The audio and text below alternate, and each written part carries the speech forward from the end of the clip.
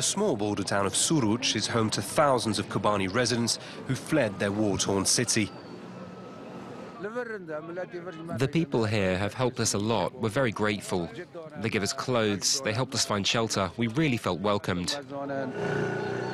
In the last 2 months, some 60,000 refugees have settled here. 30-year-old Zuhal Ekmez was elected mayor of Suruç last April.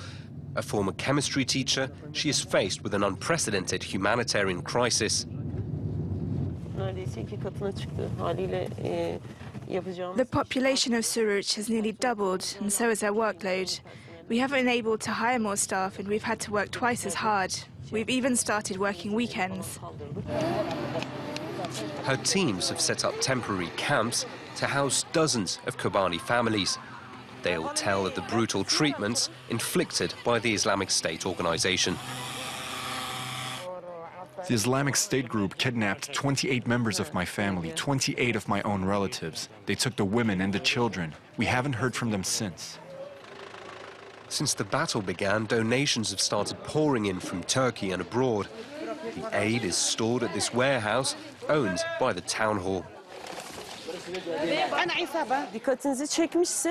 As you can see, most of the volunteers here are women. I wouldn't want to cross our male comrades. They make an effort. But more often than not, women are the ones who really get involved here and at the refugee camps.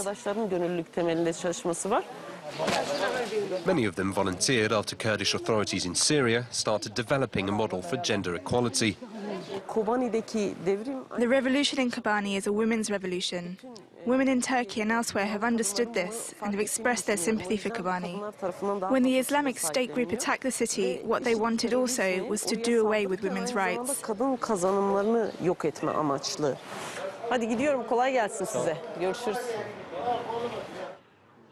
Back at Zuhal's office, the TV is tuned into the local news channel, with reports from inside Kobani playing on a loop.